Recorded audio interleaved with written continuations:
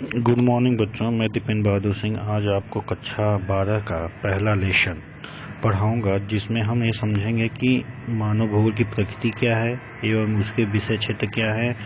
उसके संपूर्ण अध्ययन के बारे में हम इस लेसन के आधार पर समझेंगे। चूँकि ये एनसीईआरटी के द्वारा प्रदान किया गया सिलेबस है, इसी के माध्यम से हमें पूरी सिलेबस को कवर करना है। जैसा कि आप पिछले क्लासों में पढ़ चुके हैं कि भूगोल का रूप क्या है, वो कैसा उसका स्वरूप है, उसमें कौन कौन से उपागम है, क्षेत्र, उसके विषय क्षेत्र क्या है, इन सब बातों का पहले ही हम लोगों ने अध्ययन कर लिया है। इस आधार पे चलते हैं, हम लोग स्टार्ट करते हैं। पहले लेसन को पढ़ते हैं और पढ़ते हुए समझते हुए चलेंगे। आगे नोट्स बनाने के लिए देखा जाएगा कि आगे कैसे नोट्स बनेगा। अगर आपको नोट्स बनाना है तो बना लीजिएगा, अन्यथा आपको बाद में नोट्स दे दिया जाएगा। तो आप स्टार्ट करते हैं। आप भूगोल एक विषय के रूप में भौतिक भूगोल के मूल सिद्धांत राष्ट्रीय शैक्षिक अनुसंधान और प्रशिक्षण परिषद द्वारा 2006 द्वारा प्रदान किया गया। इस अध्याय में पहले ये कहा गया कि जो पुरान भूगोल के सैद्धांतिक मूल रूप हैं उनको समझना। इसमें हमने पहले ही ये पढ़ चुके थे कि इसकी अंतर्वस्तु क्या थी, इसका जो है कि विहदम रूप क्या था, भूगोल का परिचय और प्रकृति क्या थी।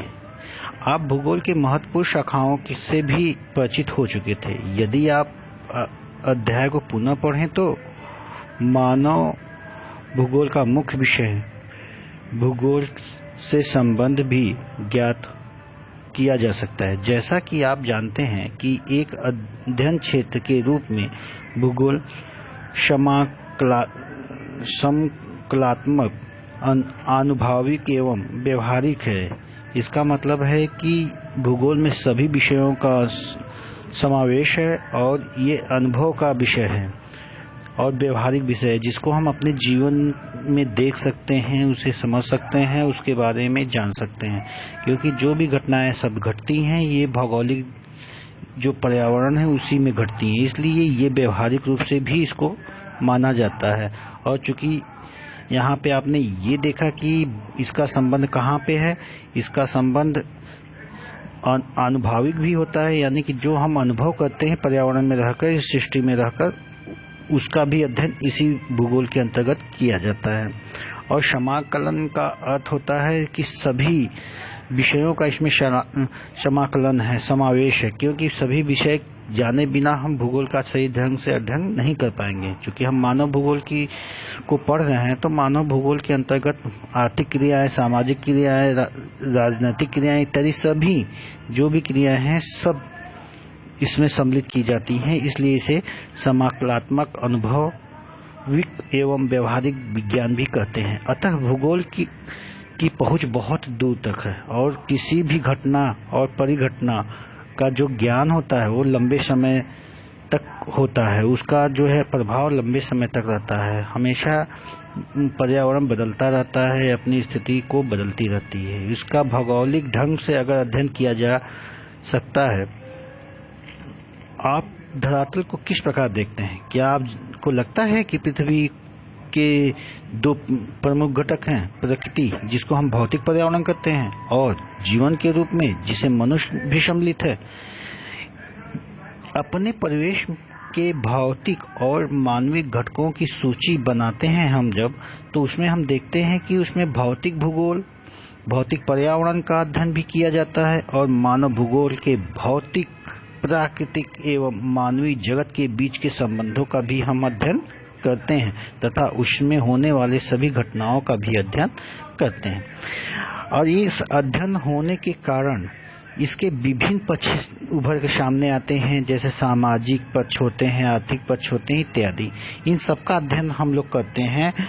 अब आप इस तथ्य का पहले से ही ज्ञान हो चुका होगा कि भूगोल को विषय के रूप में क्यों कहा जाता है। पृथ्वी को मानव के घर के रूप में देखा जाता है और उन सभी तथ्यों का अध्ययन करना और उन पे बल देना, क्योंकि मानव का भरण पोषण इसी प्रकृति में होता है और भौगोलिक परिस्थितियों में होता है, अतः प्रकृति और मानव के अध्ययन पर बल दिया जा सकता है। आप अनुभव करोगे कि भूगोल में दैत्यवाद आया और इस दैत्यवाद का आशय यह था कि यह भूगोल को व्यापक रूप से तर्क वितर्क के आधार पर समझा जाए और इसके नियमों को बनाया जाए, इसका विवरण किया जाए, इसके आधार पर हम भूगोल का अध्ययन करें, उसकी विषय वस्तु को समझें, उसके विषय वस्तु को व्यवस्थित करें। अब इसके उपागम के आधार पर प्रादेशिक अथवा क्रमबद्ध भी होना चाहिए, क्योंकि बिना क्रमबद्धता किए हम किसी भी विषय का अध्ययन अच्छे से नहीं कर सकते हैं।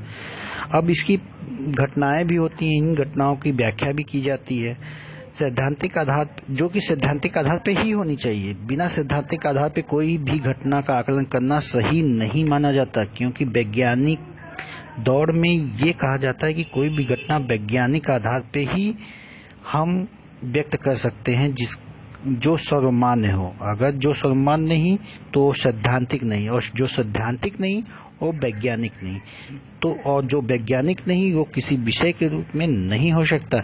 इस आधार पे हम कह सकते हैं कि भूगोल का अध्ययन हम वैज्ञानिक ढंग से ही कर सकते हैं और करना भी चाहिए, क्योंकि वैज्ञानिक अध्ययन से करने के लिए हमें बौद्धिक तथ्यों की आवश्यकता होती है, हमारे अंदर मानसिक तथ्यों की आवश्यकता होती है कि और अगर जो मानसिक तौर से परिपूर्ण नहीं है, बौद्धिक स्तर से अभ्यास नहीं कर रहा है, अतः आप उसका मूल्यांकन नहीं कर पाएंगे। अतः आपको बौद्धिक रूप से और मानसिक रूप से मजबूत होना चाहिए। और मानव भूगोल का मूल्यांकन करने के लिए उसकी मानव की प्रकृति से क्या संबंध है, उसके बीच में कौन सा ऐसा कनेक्शन है जिस आधार पर मानव प्रकृति एक दूसरे से जुड़े हुए हैं, जो अलग नहीं हो सकते। और इन्हीं सभी बातों को देखते हुए मानव भूगोल का अध्ययन किया जाता है और उसका वर्णन किया जाता है, क्योंकि मानव के शरीर पर पर्यावरण का भी प्रभाव पड़ता है और वातावरण का भी प्रभाव पड़ता है।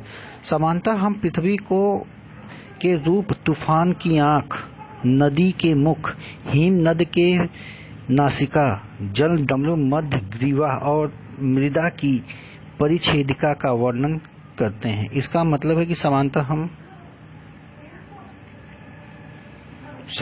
हम पृथ्वी का वर्णन अपनी आंखों से देखते हैं।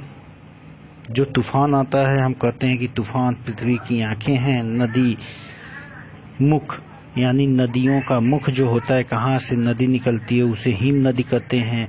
जहाँ हिम की अधिकता होती है, यहाँ पे बीच बीच में द्वीप मिलते हैं, इन द्वीपों का निर्माण होता है। इन सभी का वर्णन हम इस आधार पे करते हैं, क्योंकि ये मानव भूगोल है और मानव भूगोल में ये बिना इसका अध्ययन किए हम मानव भूगोल को समझ नहीं पाएंगे।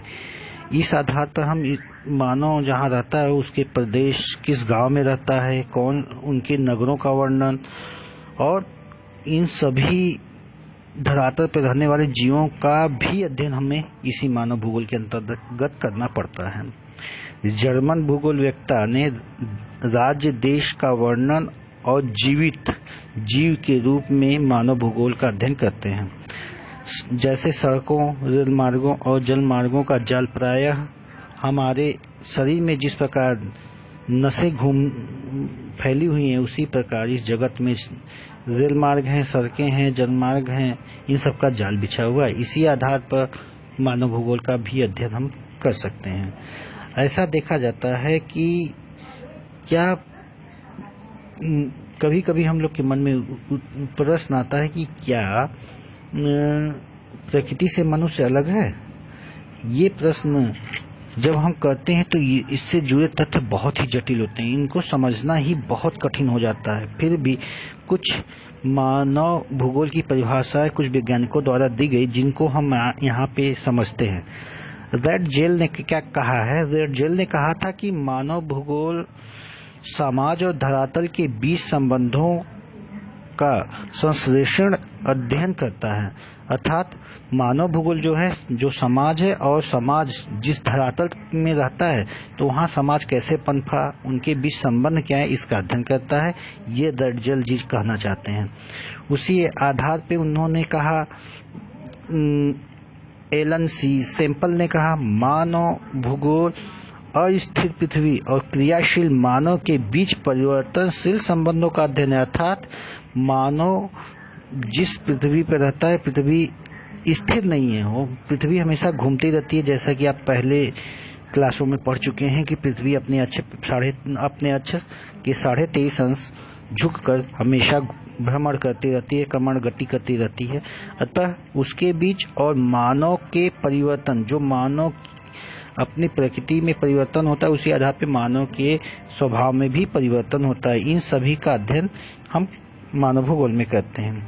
इसी प्रक्रिया में आगे हम जब बढ़ते हैं तो पाल बिलार्ड डी ला ब्लांस जी कहते हैं कि हमारी पृथ्वी को नियंत्रित करने वाले भौतिक नियमों तथा इस पर रहने वाले जीवों के मध्य संबंधों के अधिक संश्लेषित ज्ञान से उत्पन्न एक संकल्पना है। यानी कि इनका कहने का अर्थ ये था कि हमारी पृथ्वी जो नियंत्रित करने वाले भौतिक नियम हैं, जिससे हम अपने लिए वातावरण बना सकते हैं, गर्मी में थोड़ा अपने आप को बचा सकते हैं, ठंडी में हम बचा सकते हैं कपड़े पहन के। किसी भी तरह से हम जब अपने वातावरण के साथ अपना सामंजस्य बैठाते हैं और रहना शुरू कर देते हैं, क्योंकि पृथ्वी पे बहुत हर धरातल पे हर जगह अलग अलग है, वातावरण अलग है, पर्यावरण अलग है और वहाँ रहने वाले जीवों के रहन सहन में भी अंतर पाया जाता है। जैसे बर्फ, हिमालय में बर्फ के स्थानों पर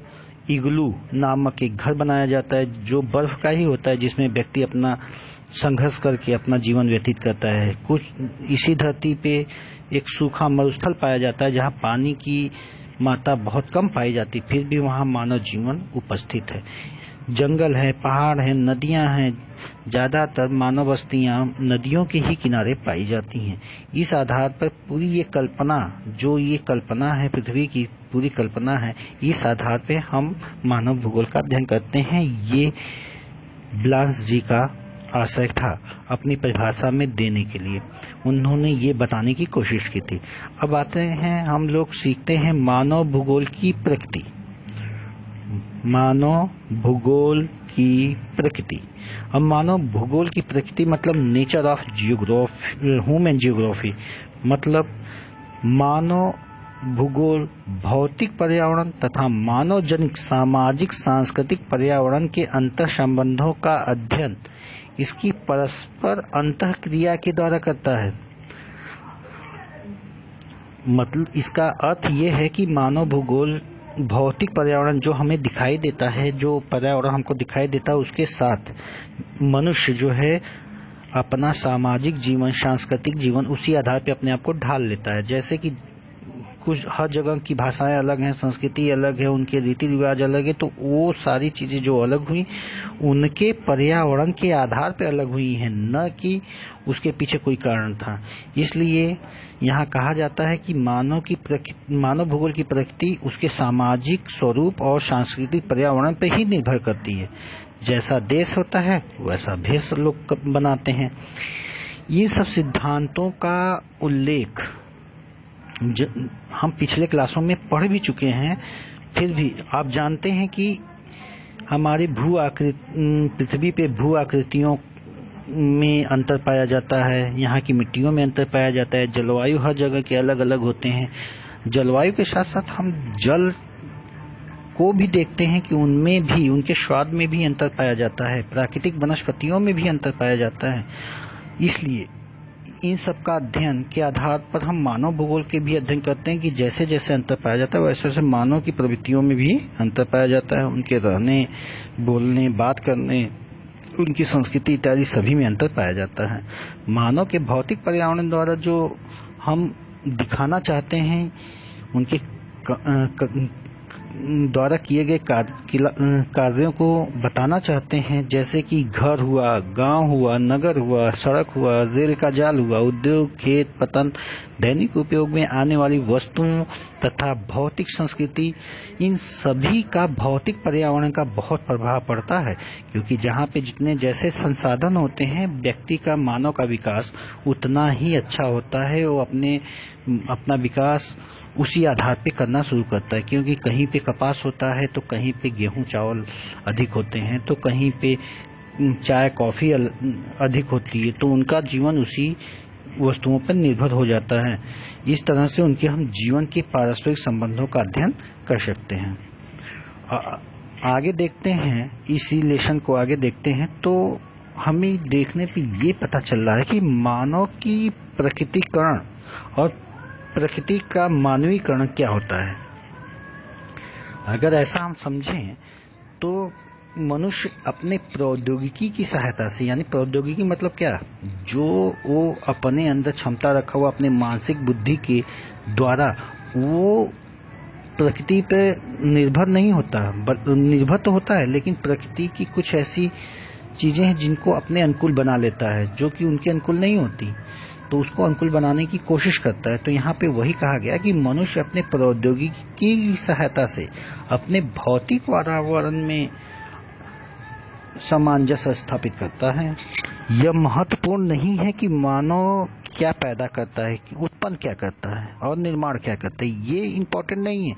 इम्पोर्टेंट है कि वहाँ की प्रकृति क्या कहती है, क्योंकि जिस हिसाब से प्रकृति होगी उसी हिसाब से मानव निर्माण करेगा और वस्तुओं का उत्पादन करेगा। बल्कि यह उनके उपकरणों पर कि वो उस वातावरण में किन उपकरणों द्वारा और तकनीकों द्वारा अपना उत्पादन का निर्माण करते हैं और अपनी मानसिक बुद्धि और अपना विकास करते हैं। प्रौद्योगिकी किसी समाज के सांस्कृतिक विकास के स्तर की सूचक होती है, क्योंकि जैसा जैसा इंसान विकास करता है, वैज्ञानिक तरीके से विकास करता है, सैद्धांतिक तरीके से विकास करता है, उसी आधार पर उनकी संस्कृति का भी निर्माण होता है। जैसे हम दो भागों में देख सकते हैं, जैसे गांव के लोगों को और शहर के लोगों को। शहर का रहन सहन अलग है, गांव के लोगों का रहन सहन अलग है।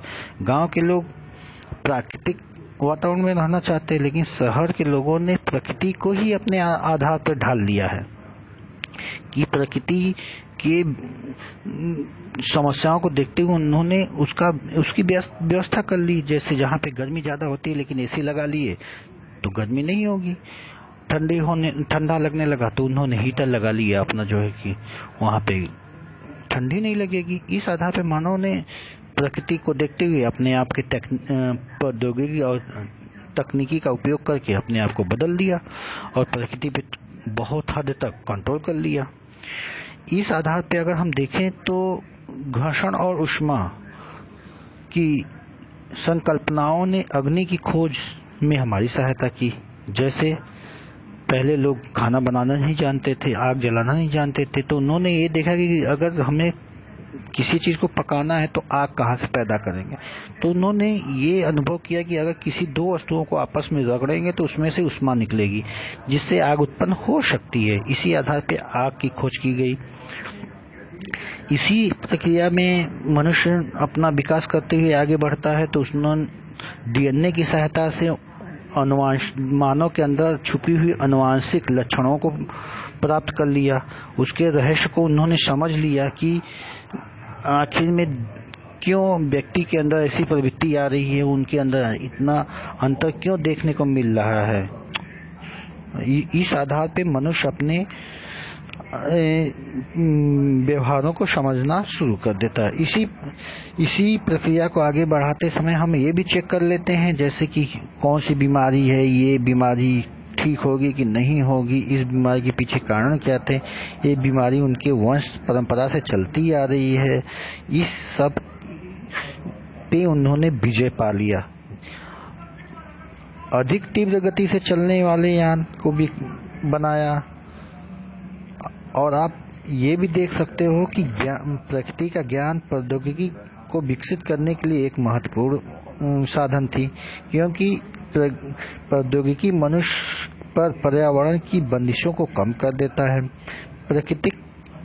प्राकृतिक पर्यावरण से जो हम अन्योन्य क्रियाओं की आरंभिक अवस्थाओं में मानव इससे अत्यधिक प्रभावित होते हैं, यानी हम लोग जितना इससे अधिक प्रभावित होते हैं और उसी के आधार पे अपने आप को हम ढालना शुरू कर देते हैं। इसका कारण ये है कि जब हम अपने टेक्नोलॉजी का उपयोग करेंगे, अपने स्तर पे करेंगे, तो उसका अधिक से अधिक उपयोग करेंगे और अपने सामाजिक विकास की अवस्थाओं में भी विकास करेंगे।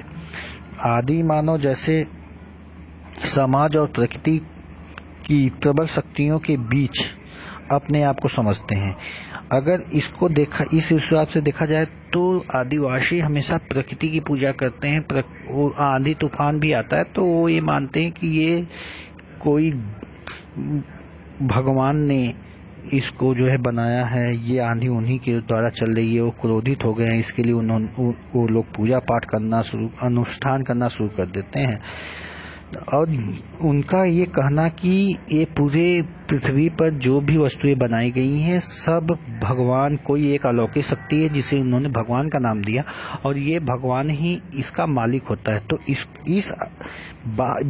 उनके इस विचार को उन्होंने पर्यावरण निश्चयवाद का नाम दिया गया, यानी कि जो निश्चित है, यानी जिसको मरना है वो मरेगा ही, तूफान आना है आएगा ही, बाढ़ आना है आएगा ही, ये इसको कोई बदल नहीं सकता। केवल जो प्रभु ने बनाया है, जो भगवान ने बनाया है और जो भगवान ने लिख दिया है वह हो सकता है, उसमें हम चेंज नहीं कर सकते, उसको हम बदल नहीं सकते। ये अवधारणा जो है निश्चयवाद की है कि जो होना है वो उसको कोई बदला नहीं जा सकता। और इसी कारण वो भयभीत होते हैं और भयभीत होने के कारण वो पूजा पाठ करते रहते हैं। इसी क्रम में आगे हम चलते हैं तो देखते हैं कि वो इस सोच के आधार पे वो प्रकृति पर निर्भर हो जाते हैं। लेकिन जैसे जैसे समय बीतता गया, लोगों ने पर्यावरण के साथ उनके बलों को समझने लगे, उनके जो है कि व्यवहार को समझने लगे कि प्रकृति क्या व्यवहार करती है, कैसे करती है, उस पर कैसे विजय प्राप्त किया जा सकता है। इस आधार पे अगर हम देखें तो सामाजिक और सांस्कृतिक विकास के साथ साथ मानव के व्यवहार में भी बेहतर विकास हुआ और वो अच्छे टेक्नोलॉजी का यूज करने लगे और अपना विकास करने लगे, क्योंकि बिना टेक्नोलॉजी के विकास के वो अपना समग्र विकास करना संभव नहीं हो पाया था। इसलिए हमें तकनीकी का विकास तो करना ही पड़ेगा। बिना क्यों आज हम देखें तो पहले लोग जो है पढ़ने के लिए स्कूलों में जा रहे थे, लेकिन जैसे जैसे टेक्नोलॉजी बढ़ रही है वैसे कंप्यूटर, मोबाइल फोन, पहले लोगों से एक दूसरे से बात करना भी बहुत महत्वपूर्ण होता था। लेकिन लोग आज क्या कर रहे हैं, आज लोग एक दूसरे से दूर रहकर बात कर रहे हैं, देख के बात कर रहे हैं। लोगों का कुछ सेकंडों में ही लोग एक दूसरे को अपना संदेश भेज दे रहे हैं, समाचार भी मिल जा रहा है। इस तरह से अगर हम देखें तो प्रकृति पे भी उन्होंने कुछ अपने तकनीकी और का प्रयोग करके उन्होंने प्रकृति पे विजय पा लिया। क्योंकि पहले क्या था, पहले यही था ना कि दूर के संदेशों को हम समझ नहीं पाते थे। हमारे लोग जो दूर में रहते थे वहाँ से संदेश आने में, उनके हालचाल प्राप्त करने में हमें काफ़ी समय लगता था। लेकिन जैसे जैसे टेक्नोलॉजी आगे हुई वैसे टीवी आया, रेडियो आया, जहाज हो गया, मोबाइल फ़ोन हो गया। इन सारी चीज़ों के आधार पर लोगों ने अपना विकास किया और अब काफ़ी हद तक प्रकृति पर भी अपना प्रभुत्व जमाने लगे हैं। इस आधार पे अगर हम आगे बढ़ते हैं तो देखते हैं कि पर्यावरण से प्राप्त जो संसाधन है, उन संसाधनों में भी उन्होंने संभावनाएं अपनी ऊर्जा की स्रोत खोज लिए, जैसे जल है, सूर्य है, हवा है। इन सब से भी उन्होंने बिजली बनाना शुरू कर दिया, अनेक प्रकार के उत्पादन करने लगे, बहुउद्देशीय योजनाओं का निर्माण होने लगा। तो ये सारी चीजें टेक्नोलॉजी पे आधारित हो गई और ये सब क्रियाएं मानवीय क्रियाएं कहलाती हैं, न कि प्राकृतिक क्रियाएं थी। तो जो भी क्रियाएं मानव द्वारा की जा रही हैं, इन सभी का अध्ययन हम भूगोल के अंतर्गत, मानव भूगोल के अंतर्गत कर रहे हैं। क्योंकि मानव भूगोल नाम ही जैसा कि मानव भूगोल, यानी मनुष्यों का जो पृथ्वी पर रह रहे हैं लोग, जीव जंतु, उनके आधार पर मानव का ही अध्ययन करना होता है। इसलिए इस भूगोल को मानव भूगोल के नाम से जाना गया। अब आगे देखते हैं तो पहले लोग क्या थे कि जो पैदा होता था उतने में ही अपना भरण पोषण कर लेते थे। लेकिन अब धीरे धीरे टेक्नोलॉजी के उपयोग से कम जगह में टेक्निकल संभावनाओं को समझना होगा। इन चीज़ों को समझते हुए ही हमें आगे बढ़ना पड़ेगा, क्योंकि हम जब तक तकनीकी प्रौद्योगिकी इन सबको समझेंगे नहीं, तब तक हम किसी नतीजे पे आगे पहुंच नहीं सकते हैं। अब हम आगे बात करते हैं संभववाद। संभववाद क्या है? संभव का मतलब होता है जो हो सकता है, उसे हम संभववाद एक साधारण शब्द में कह सकते हैं।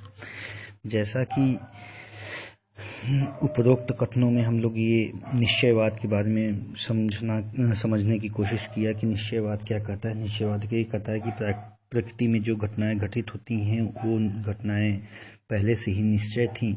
उन्हें मनुष्य के अंदर इतनी क्षमता नहीं कि उन्हें बदल सके। ये पुरानी अवधारणा थी और इन अवधारणाओं के आधार पर लोगों ने एक सिद्धांत प्रस्तुत किया। विद्वानों ने एक सिद्धांत रखा जिसको निश्चयवाद का नाम दिया गया। निश्चयवाद का अर्थ ही है कि किसी वस्तु का तटस्थ हो जाना, और तटस्थ वस्तु कभी भी बदल नहीं सकती, उसे हम बदल नहीं सकते, अर्थात हम उसके हाथ की पुतली के रूप में काम करते हैं।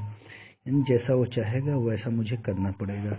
यानी सारे रिमोट कंट्रोल, मानव का पूरा रिमोट कंट्रोल निश्चयवाद में जाकर भगवान पे अटक जाता है। यानी एक साधारण शब्दों में हम अपनी भाषा में कहें तो हम लोग के जीवन का रिमोट कंट्रोल भगवान के हाथ में होता है। वो जैसा चाहता है वैसा करता है। अब आगे हम बढ़ेंगे तो संभववाद को देखते हैं कि संभववाद भी क्या कहता है। संभववाद ये कहता है कि जो मानव की क्रियाएं हैं, उन क्रियाओं में जो भी वो कार्य करता है वो हर जगह मौजूद होता है। उच्च भूमि पर स्वास्थ्य, विश्राम स्थल, विशाल नगरीय प्रसार, खेल, फलोद्यान, मैदान व तालाब, पहाड़ियाँ, घास के मैदान, सागरी तल, महासागरीय तल, समुद्री मार्ग, उपग्रह इत्यादि, ये सारी चीजें जो हैं ये इनका होना संभव है। इनको बनाया जा सकता है। इनको जो है कि उपग्रह को बनाया जा सकता है, जो है तालाब को बनाया जा सकता है, खेत जो बंजर भूमि है उसको खेत के रूप में हम इस्तेमाल कर सकते हैं, मकान बना सकते हैं। तो संभववाद में ये कहा गया है कि हम प्रकृति के शक्तियों पर कुछ हद तक नियंत्रण कर सकते हैं, जो कि संभव है।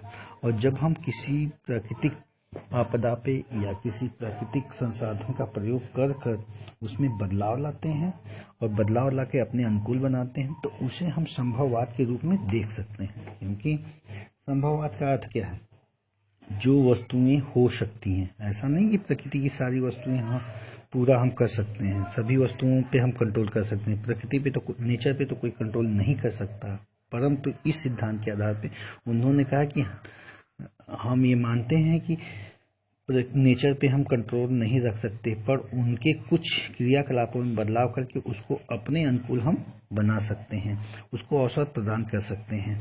धीरे धीरे यही सोच, यही सिद्धांत आगे चलकर मानव पे असर डालने लगा, जिससे उन्होंने अपने आप को बदला और प्रयास किया और अपनी लाइफ स्टाइल को बदलने की कोशिश की, अपने जीवन शैली को बदलने की कोशिश की, जिससे ये मालूम हुआ कि व्यक्ति में अपने अंदर ये क्षमता रखता है कि प्राकृतिक नेचर के संसाधनों का कुछ हद तक उपयोग करके वह अपना विकास आसानी से कर सकता है। यानी संभावनाएं व्यक्त हैं, जो प्रकृति में चीजें हैं उनका यूज करना यानी उनका उपयोग करना संभव हो सकता है। लेकिन ये सारी चीजें निर्भर करेंगी हमारे टेक्नोलॉजी पर और प्रौद्योगिकी पर। इसी आधार पर कुछ भूगोल वक्ताओं ने, जैसे ग्राफिट टेलर ने एक नई अपने सिद्धांत को प्रस्तुत किया, अपनी कल्पना को प्रस्तुत किया है जो इस प्रकार है। उन्होंने कहा था कि जो दो विचार पर्यावरण निश्चयवाद और संभववाद के बीच का मध्य भाग दिखाई देता है, इसे हम नव निश्चयवाद कहते हैं। यानी स्टॉप एंड गो, मतलब रुको और जाओ। रुको और जाओ का मतलब होता है कि निश्चयवाद ये कहता है कि जब हम नगर में रहते हैं तो जो लोग नगर देख चुके हैं जरूर वो यह जानते होंगे कि चौराहों पर यातायात की लाइटें लगी रहती हैं, बल्ब लगे रहते हैं और जिनका एक अपना जो है संकेत होता है। अब वो संकेत जैसे रेड हुआ तो खतरे का संकेत है, ग्रीन हुआ तो स्मूथ यानी कि आप खतरे से बाहर हो, पीला हुआ तो आप तैयार हो जाओ। ये जो संकेत चौराहों पे लगे रहते हैं तो उसे बताने की जरूरत नहीं होती है। वो तो जैसे ही रेड आपके दिमाग में आ गया कि रेड बल्ब जला यानी कि आगे अब हमें रुकना है, हमें जाना नहीं, वहाँ पे कोई इंसान नहीं खड़ा होता। लेकिन मनुष्य ने धीरे धीरे उस चीज को समझना शुरू किया कि लाल रंग जो हमको दिखाई देता है चौराहे पे, उसका मतलब यहाँ पे कहना क्या चाहता है। जिनको पहले पता नहीं था वो चले जाते थे, तो उसके लिए मानव ने उस पर कुछ एक्शन लिए, उसको जो है कि कुछ उस पर नियमों का पालन करवाना शुरू किया, जिसके कारण उन्होंने उस चीज को समझना शुरू किया। और आज स्थिति ये है कि जहाँ पे भी चौराहे पे लाल बत्ती जलती है लोग अपना रुक जाते हैं, और जहाँ हरी बत्ती जलती है वहाँ चलने लगते हैं। कहने का मतलब, और इन दोनों के बीच में कुछ अंतराल होता है, समय का अंतराल, कि कितने देर तक आपको रुकना है, कितने देर तक आप के बाद आपको चलना है। ये जो सारी प्रक्रियाएं चल रही थी ये नव निश्चयवाद के अंतर्गत आया, कि यानी कि जो होना है वो तो निश्चय है, लेकिन उसमें हम कुछ बदल तो सकते हैं ना। घटनाएं जैसे बाढ़ तो आना है, ये तो हम जानते हैं कि बाढ़ आएगा ही, निश्चयवाद कहता है कि बाढ़ आना था वो आएगा ही, उसको रोका नहीं जा सकता। तो ये हम भी करते हैं कि उसको रोका तो नहीं जा सकता, लेकिन उसमें कुछ बदलाव करके उससे बचा तो जा सकता है। ये जो नई जो है कि सिद्धांत उपस्थित हुए, टेलर महोदय ने जो कहा कि हाँ उसमें बदलाव करके हम जब नई चीजों में कुछ बचाव करते हैं तो उसे हम नव निश्चयवाद का नाम देते हैं। अर्थात प्रकृति की घटनाओं को रोक तो नहीं सकते, लेकिन उस बचने के लिए कुछ तो उपाय हम कर सकते हैं, और जो उपाय हम करते हैं वो नव निश्चयवाद के अंतर्गत आते हैं। इस तरह से हमने पूरी चीजों को समझने की कोशिश की कि नव निश्चयवाद क्या होता है, संभववाद क्या होता है और निश्चयवाद क्या होता है। अगर आप लोग को इन तीनों वादों में कोई भी डाउट हो तो आप बेहिचक हमसे बात करेंगे, आप संपर्क करके इसको समझ सकते हैं और अच्छे से, क्योंकि जितना हो सका मैंने इस पे एक्सप्लेन किया है। फिर भी सबके दिमाग एक जैसे नहीं होते हैं, कुछ लोग समझे होंगे, कुछ लोग नहीं समझे होंगे, तो जो नहीं समझ जिनको आया फिर से वो हमसे बात कर सकते हैं। अब इसी प्रक्रिया को आगे हम बढ़ाते हुए देखते हैं कि भूगोल के क्षेत्र क्या हैं, भूगोल के क्षेत्र कैसे हैं, भूगोल के उप क्षेत्र कैसे हैं, भूगोल में की विशेषताएं क्या हैं, मानव भूगोल में कौन के अंतर्गत कौन कौन से लोग आते हैं। तो अगर हम मानव भूगोल के विशेषताओं के बारे में देखें तो आधुनिक पैमाने पे अगर हम बल देते हैं तो इसमें पहली बात आएगी, क्योंकि चूंकि मानव भूगोल टेक्नोलॉजी पे ज़्यादा ध्यान दे रहा है, ज़्यादा बल दे रहा है, तो इसके अंतर्गत पर्यटन भूगोल हो गए, मनोरंजन उद्योग हो गया, कारखाने हो गए, यानी जो मानव द्वारा किया जा रहा है, जो कार्य कर नेचर में रह के कर रहा है, वही सारी चीजें उनके क्षेत्र हो जाए, मानव भूगोल के क्षेत्र में। घर बनाना, मकान बनाना, ये सारी चीजें, नगर बसाना, गांव इत्यादि। तो इस तरह से हम मानव भूगोल की विशेषताओं को भी समझ सकते हैं कि मानव भूगोल कहना क्या चाहता है। मानव भूगोल ये कहना चाहता है कि जो मानवीय क्रियाएं हैं उनका अध्ययन हम जब करते हैं तो उसे मानव भूगोल के अंतर्गत रखा जाता है। जैसे पहला हो जाता है उत्पादन की विधियां। अब मनुष्य कैसे छोटे पैमाने पे उत्पादन कर रहा है, बड़े पैमाने पे उत्पादन कर रहा है, तथा श्रमिक लगातार कार्य करते रहते हैं, इन सब का अध्ययन करना मानव भूगोल की विशेषता है। यांत्रिकरण यानी कि आधुनिक समय में बड़े बड़े मशीनों का प्रयोग करना और उनका संचालन करना, उत्पादन प्रक्रिया को बढ़ाना, ये यांत्रिकरण हो जाता है। उसके बाद संगठन, ढांचा, स्थिरीकरण, अनियमित भौगोलिक वितरण, मतलब ये हो जाता है कि सीधा आप ये समझ लीजिए कि मानव भूगोल के अंतर्गत श्रम विभाजन, कम लागत उत्पादन, औद्योगिकरण, पूंजी निर्माण, संगठन, प्रशासनिक क्रियाएं, अधिकार, ये सारी चीजें इसमें सम्मिलित की जाती हैं। अब हम देखते हैं कि उद्योगों की स्थिति को प्रभावित करने वाले कारक। अगर हमने मानवीय क्रियाओं में उद्योग भी आते हैं, उद्योग को कौन कौन प्रभावित कर सकता है? उद्योग को देखिए बाजार भी प्रभावित कर सकता है। क्यों? अगर आप किसी चीज का उत्पादन करते हैं तो उसे बेचेंगे कहाँ, उसको ले जाएंगे कहाँ? जब तक आपका एक मार्केट नहीं बनेगा, आपका एक बाजार नहीं बनेगा, तब तक आप अपने वस्तुओं को, उत्पादित वस्तुओं को बेच नहीं पाएंगे नहीं। इसलिए बाजार का होना बहुत आवश्यक है उद्योगों के लिए। दूसरा कारण है कि कच्चे माल की प्राप्ति का होना। अगर आपके पास कच्चा माल उपलब्ध ही ना हो तो किसी वस्तु का उत्पादन करना संभव है क्या? बाजार तो है लेकिन कच्चा माल नहीं है, डिमांड तो है लेकिन आपके पास उस हिसाब से माल नहीं है, तो क्या आप, जब माल ही नहीं, प्रोडक्ट ही नहीं है आपके पास बनाने के लिए, उसका मटेरियल नहीं, रॉ मटेरियल नहीं है, तो आप कैसे बिना कच्चे माल के आप उत्पादन कर पाएंगे? तो ये भी बहुत बड़ा इफेक्ट डालता है जो उद्योग बनाने में या उद्योग खोलने में। तीसरी बात आती है श्रम की, यानी आपके पास रॉ मटेरियल है, बाजार भी है, लेकिन आप श्रमिक ना हो तो भी समस्या उत्पन्न होती है, क्योंकि मशीन तो आपने लगा लिया लेकिन चलाएगा कौन? श्रमिक ही न चलाएंगे। तो कहीं ना कहीं श्रम पर भी उद्योग निर्भर करता है। जितना ज्यादा श्रम करेंगे उतना उत्पादन अधिक होगा। इन तीन के आगे हम देखते हैं तो आगे शक्ति के संसाधनों का, यानी कि आपके पास श्रम है, श्रमिक भी हैं, कच्ची माल भी है, बाजार भी है, लेकिन उनके उपयोग करने के लिए संसाधन, ऊर्जा के संसाधन नहीं है, बिजली नहीं है, पानी नहीं है, तब भी आप उद्योग को संचालित नहीं कर सकते, उद्योग डूब जाएगा। इसी तरह आप आगे बढ़ेंगे। पांचवा कारण क्या है? परिवहन और संचार। अगर आप माल तैयार हो गया है, सब कुछ हो गया, लेकिन पहुंचाने वाला काम कौन करेगा? परिवहन ही करता है। इन सुविधाओं तक ले जाने, लाने, इन सभी चीजों के माल को पहुंचाने के लिए, यानी इन 5 वस्तुओं का मुख्य कारण होता है उद्योग को प्रभावित करना। अगर इनकी व्यवस्था कर दी जाए तो उद्योग अच्छे पैमाने पे, बड़े पैमाने पे अच्छे चलते हैं और उन पे जो है कि उनका उत्पादन अधिक होता है। अगर इनमें कमी होती है तो उद्योग जो है डूबने लगते हैं, टूट जाते हैं, बंद हो जाते हैं। और इसके अलावा भी कुछ जैसे सरकारी नीतियां हो गई और डोनेशन हो गया और सहायता हो गई बाहरी, ये सारी चीजें भी आती हैं, लेकिन मुख्य ये 5 हैं।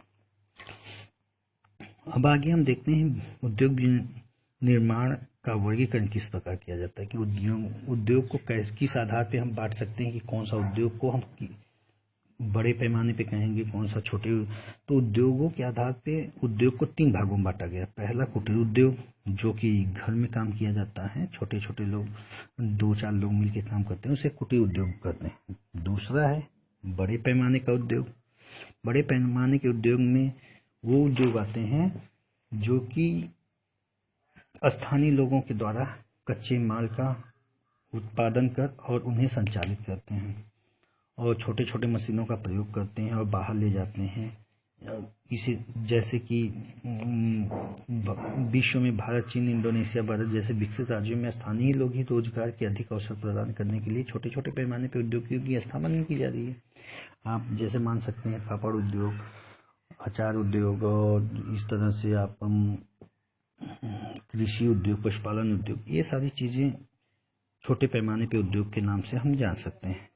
और बड़े पैमाने के उद्योगों में तो आप आ जाएंगे जैसे मशीन बनाना और बड़े बड़े मशीनों का निर्माण करना, तकनीकी का निर्माण करना, कंप्यूटर उद्योग का उद्योग और मोबाइल उद्योग जो कि एक देश से दूसरे देश तक हम फैला सकते हैं। सीमेंट उद्योग, लोहा उद्योग, जो आधारभूत उद्योग होते हैं उन्हें हम बड़े पैमाने के उद्योग के नाम से जानते हैं। और कुटीर उद्योग में तो छोटी इकाई होती है जो कि घर में ही बैठ के लोग, 2-4 लोग, 10 लोग घर के ही सदस्य काम करते हैं, उन्हें कुटीर उद्योग कहते हैं। यानी कि कुटीर उद्योग मतलब घर में काम करना, लघु उद्योग मतलब उससे बड़े पैमाने पे 10 से 50 लोगों के बीच जो लोग मिलकर काम करते हैं उसे लघु उद्योग कहते हैं, यानी कि छोटे पैमाने पे उद्योग। और बड़े पैमाने पे उद्योगों में मशीनों द्वारा हुआ उत्पादन किया जाता है, जिसमें बहुत अधिक लोग काम करते हैं और उसमें तकनीकी मशीनों इत्यादि का उपयोग किया जाता है।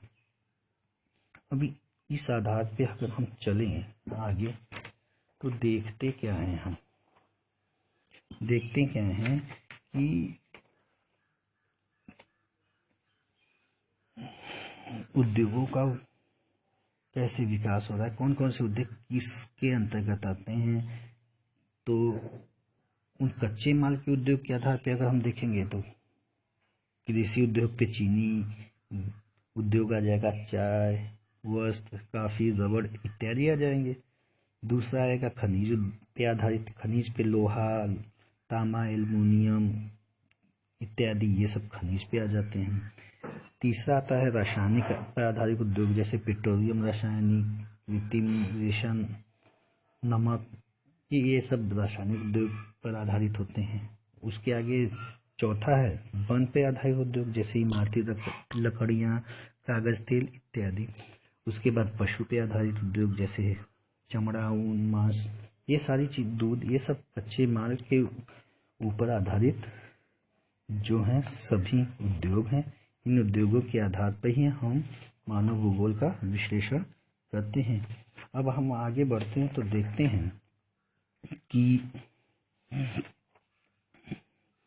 आप इस जो है वीडियो में एक फिगर देख रहे होंगे जिसमें भूगोल के उस क्षेत्रों को बांटा गया है और उनका किस क्षेत्र में क्या योगदान है। जैसे आप ध्यान से देखेंगे तो सामाजिक भूगोल मानव भूगोल का क्षेत्र है, सामाजिक भूगोल। लेकिन सामाजिक भूगोल के अंतर्गत क्या क्या आ रहा है, व्यवहारिक भूगोल आ रहा है, सामाजिक कल्याण भूगोल, अवकाश भूगोल, सांस्कृतिक भूगोल, लिंग भूगोल, ऐतिहासिक भूगोल, चिकित्सा भूगोल, ये सारी भूगोल इसके अंतर्गत आते हैं। और इनका विज्ञानों में सहयोग क्या हुआ है, सामाजिक विज्ञान, समाजशास्त्र, मनोविज्ञान, कल्याण, अर्थशास्त्र, समाजशास्त्र, मानव विज्ञान, समाजशास्त्र, मानव विज्ञान, महिला अध्ययन, इतिहास, महामारी विज्ञान, ये सारी चीजें उसके सहयोगी हैं।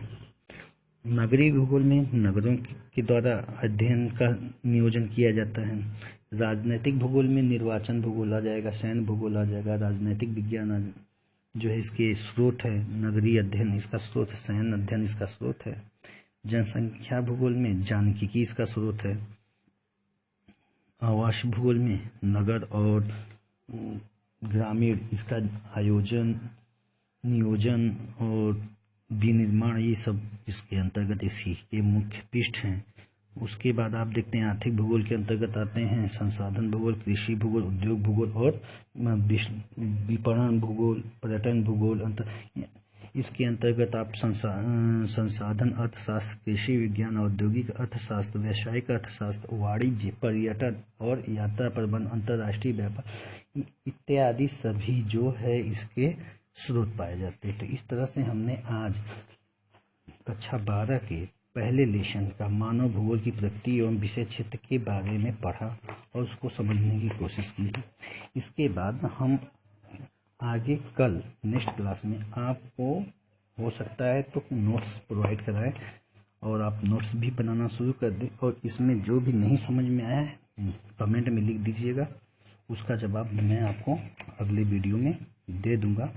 क्योंकि अभी तो ये केवल लेसन मैंने आपको इसलिए पढ़ाया कि जिससे पहले लेसन समझ में आ जाए, बाद में हम नोट्स आपको देंगे, प्रोवाइड कराएंगे।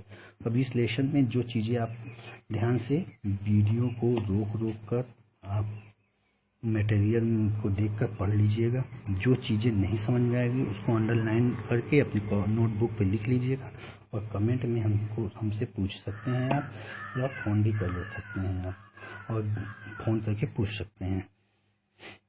अब आगे वीडियो में हम आपको नोट्स हो सकता है दें या तो फिर नेक्स्ट चैप्टर को हम पढ़ाना शुरू करें, क्योंकि हमारा उद्देश्य ये है कि पहले हम लोग लेसन को समझ लें, पाठ को समझ लें, उसके बाद नोट्स बनाएं तो अच्छा ही होगा। तो इसके बाद हम अपने इस वीडियो को बंद करते हैं। धन्यवाद।